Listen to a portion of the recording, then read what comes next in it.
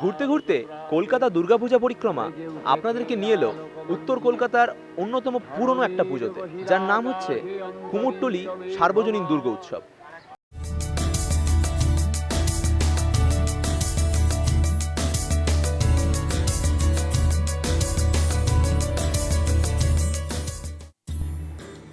আমরা চলে এসেছি কুমোরটুলি সার্বজনীন দুর্গাপুজোতে। কথা বলে নেব দেবাশিস ভট্টাচার্যের সঙ্গে। জেঠু, প্রথমেই আপনার কাছে আমার প্রশ্ন যে এই পুজোটার ইতিহাস সম্পর্কে যদি একটুখানি কিছু বলেন। এই পুজো শুরু হয়েছিল বটকৃষ্ণপালের পরিবারের হাত ধরে। সেই সময় রাজা নবকৃষ্ণর বাড়িতে দুর্গাপুজোকে কেন্দ্র করে কুমারটুলির গোড়াপত্তন। সেই থেকে এখানে শিল্পীদের বসবাস শুরু এক এক করে এসে, এবং জায়গাটার নাম হলো কুমারটুলি। সেই কুমারটুলিতে এই শিল্পীরা সবাই মিলে এবং বটকৃষ্ণপালের পরিবারের লোকজন এরা শুরু করলো। 1931 সালে প্রথম এই পুজো শুরু করে। সেই সময় কয়েকটা বারোয়ারি হাতে গুনে বলা যায় যারা পুজো হতো। বটকৃষ্ণপালের বাড়ির লোকজন মানে স্যার হরিশঙ্কর পাল এরা শুরু করেছিল এই পুজোটা। তারপরে নেতাজি সুভাষচন্দ্র বসু এসে এই পুজোর হাল ধরেন 1938-39, 2 বছর। 38 সালে যখন নেতাজি এখানে পুজো করেন, সেই সময় পঞ্চমীর দিন আগুন লেগে ঠাকুর পুড়ে যায়। আচ্ছা, তারপরে ওই জিপাল, সেই সময় তখন তো এত ঠাকুর হতো না, অল্প সংখ্যক কয়েকটা ঠাকুর, যার ফলে খুব সংকটে পড়েছিল।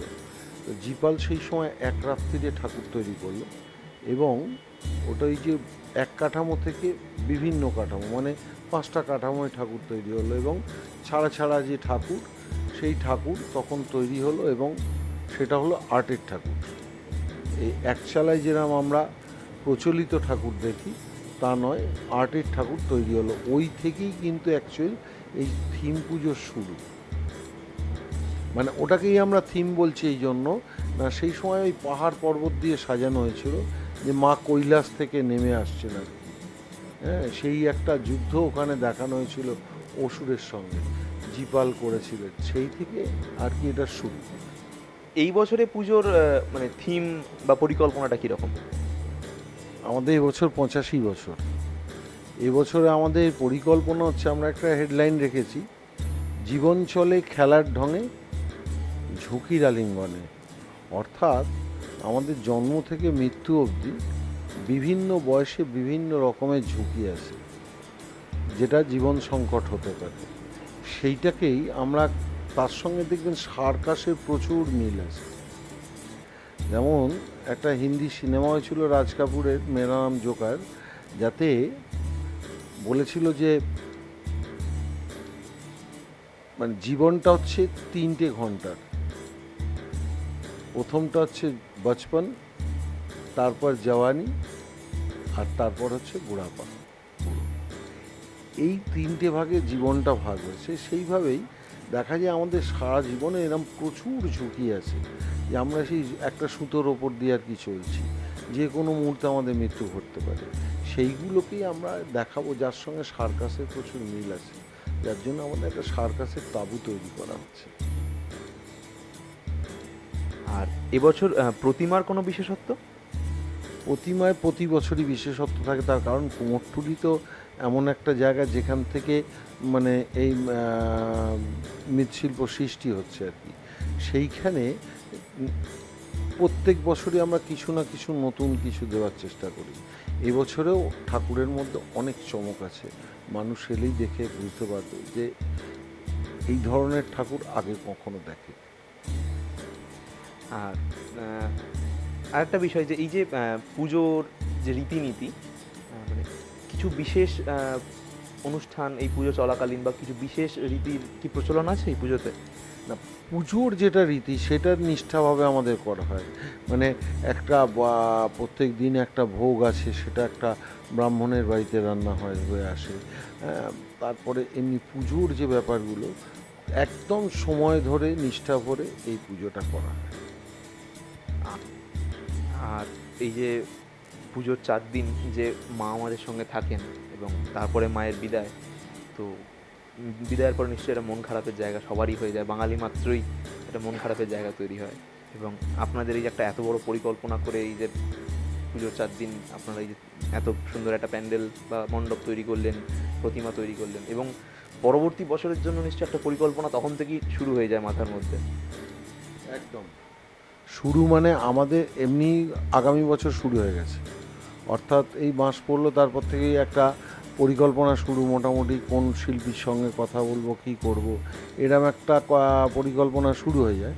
তারপরে দেখা যায় হচ্ছে ওপেনিংয়ের পরে বুঝতে পারি আমরা যে এই বছরের আমাদের পরিকল্পনাটা কতটা সাকসেস হলো।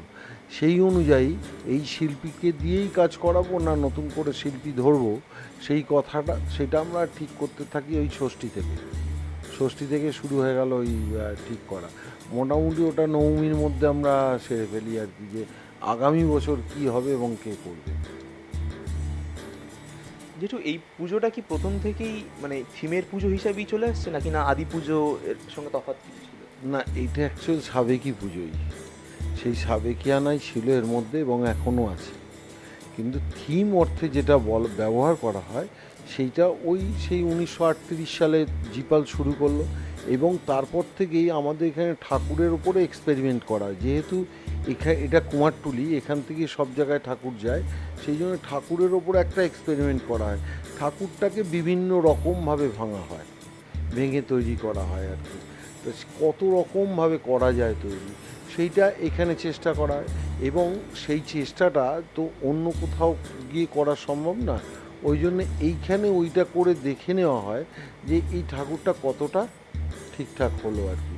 যেমন এই করতে করতে এরম বিভিন্ন রকমভাবে দেখা গেছে সত্যিগড়ের চোখ বসিয়েছিল, শুনেছিলাম দুর্গাদাস পাল, কালিদাস পাল বলতো, কথা শুনেছিলাম যে যা জীবন্ত চোখ বসিয়ে দিয়েছে একদম। হ্যাঁ, এইরকম ব্যাপার ছিল। তারপরে জিতেন পালরা করেছে শুনেছি, যে মাংস নিয়ে এতে যেত আর কি, চিড়িয়াখানায় সিংহকে সেই মাংস ছুঁড়ে দিত, সিংহ ঝাঁপিয়ে পড়ছে, ওই ছবিটা তুলে নিয়ে সিংহ বানানো হতো। আবার অসুরের জন্য মনতোষ রায়কে বিভিন্ন রকমভাবে পোজ দিয়েছে, হ্যাঁ, তা মার্সেলের সেই মার্সেলগুলো ওই ছবি নিয়ে তার অসুর তৈরি হয়েছে। এগুলো এখানে এক্সপেরিমেন্ট এই ধরনের প্রচুর হয়েছে। এর মাঝখানে আমাদের একবার গণেশ পাল, বাদল পাল, এরা তাদের মাস্টারমশাই ছিলেন তখন 1976 সালে সুনীল পাল। সেই সুনীল পালকে নিয়ে এসে ওনারা ঠাকুর তৈরি করলেন এখানে, সুনীল পালের মানে ডিরেকশানে ঠাকুরটা তৈরি হলো আর কি। এইবার সেই ঠাকুর তখন সুনীল পাল করেছিলেন ছোট্ট ছোট্ট হাত, একদম এই সোজা দাঁড়িয়ে সেই কাঠপুতুলের মতো আর কি। সেই ঠাকুর 76 সালে তখন কিন্তু পাবলিক সেইভাবে নেয়নি, মানুষ ঠিক এই আমাদের এখানে যেরকম ঠাকুর নিয়ে একটা হইচই হয় আর কি, যে সাধারণ মানুষ যারা আসে ঠাকুর দেখে বেরিয়ে বলে কি দেখলাম আর কি, হ্যাঁ আবার এসে দেখব, এই একটা ব্যাপার থাকে। সেইটা ওই ঠাকুরের বেলায় ছিল না তখন, এইসবের প্রচলন হয়নি। তো আজকের দিনে যা অবস্থা দেখতে পাচ্ছি আমরা, মানে এটা বলার অর্থ হচ্ছে যে ভাবনাটা পরে আসবে সেটা যদি অনেক আগে ভেবে ফেলা হয় তাহলে মানুষ ঠিক নেয় না, এরকম প্রচুর হয়। তা সেই সময় সুনীল পাল ভেবে ফেলেছিলেন যে এত বছর পরে এই জিনিসটাই আসবে, সেটা এখন এসছে। হ্যাঁ, তা আমাদেরও ঠাকুর মানে বিভিন্ন রকমভাবে ভাঙা হয়, চেষ্টা হয়েছে অনেক রকমভাবে। প্রথম ঝুলন্ত ঠাকুর হয়েছে আমাদের এখানে, শূন্যে ঠাকুর, সেটাও এখানে হয়েছে। একদম মা আকাশ থেকে নেমে আসছে, মানুষ পাগলের মতো ছুটে এসছে এখানে সেই ঠাকুর দেখতে। এটাও প্রথম আমাদের এখানেই হয়েছে। তা এরকমভাবে এখানটা বিভিন্ন রকমভাবে এক পায়ে দাঁড়িয়ে আছে দুর্গা, এটাও এখানে হয়েছে প্রথম। এক পায়ে দুর্গা ঠাকুর দাঁড়িয়ে আছে এবং অসুর তার সামনে ঝুলে আছে একদম, এখানে হয়েছে। এখানে নারায়ণ পাল একবার করেছিল, একটা সাপ কামড়ে আছে অসুরকে, পুরো অসুর শূন্যে ঝুলে আছে ওই সাপের কামড় নেই, শুধু সাপের ওপরে। এইগুলো এখানে হয়েছে। এই বছরেও আমাদের ওই রকম ঠাকুরে একটা চমক আছে, এরকম একটা চমক আছে যা দেখে আমার তো ধারণা মানুষ আবার সেই পাগলের মতো ছোটাছুটি করবে, যে এই ঠাকুর আবার দেখতে হবে, এরকমভাবে ছুটে আসবে আর কি। আমার ধারণা এই বছর যা ঠাকুর হয়েছে আবার আসবে মানুষ। যেটু এত বছরের পুরনো পুজো, এর মাঝখানে এই মানে এই পুজো নিশ্চয়ই কোনো বিভিন্ন রকমের যে কম্পিটিশন হয় বা যে শারদ সম্মান হয় এগুলোতে অংশগ্রহণ করেছে এবং বহুবার জিতেওছে। যদি সেইগুলো সম্বন্ধে একটুখানি। আগে তো এরকম শারদ সম্মানের নাম দেওয়া হতো না, তখন গভর্নমেন্ট প্রাইজ দিত। সেই সময় মানে লাগাতার কুমোরটুলি ফার্স্ট, এটা হতো। কিন্তু এখন এই প্রাইজের মধ্যেও তো অনেক কিছু আছে ব্যাপার, যার ফলে এখন নাম দেওয়া হয় আমাদেরও। প্রাইজ আমরাও পাই অনেক, তবে যতটা এক্সপেকটেশন সেটা পাই না। তার কারণ এক হচ্ছে ওই বাজেটের ধারে কাছেই যেতে পারি না। কিন্তু ঠাকুর যদি দেখে, আমি তো আমার মনে হয় ঠাকুরে আমাদের ধার কাছ দিয়ে কেউ যেতে পারবে না।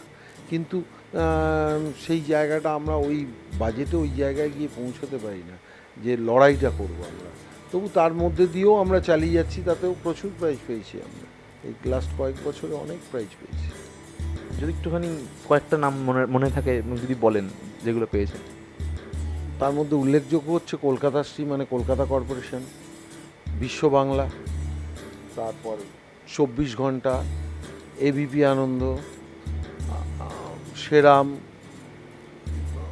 এরকম অ্যাটলেটিকো ডে কলকাতা মানে গত বছর সৌরভ গাঙ্গুলি দিয়েছে, সেই প্রাইজও আমরা পেয়েছি।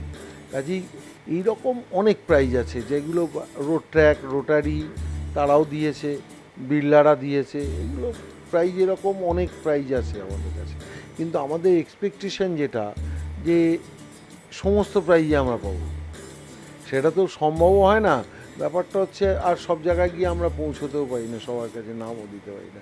তবে যেগুলো নাম দিই সাধারণত তার থেকে আমরা কোনোটা সেরকমভাবে বিরত নেই। অন্তত ভিজিট করলে এখানে সেই বিচারকরা ঠাকুর থেকে ঘুরতে পারবে না, ঠাকুরের কাছে দাঁড়িয়ে থাকতেই হবে। এরকম একটা ঠাকুর আমাদের এখানে তৈরি হয়।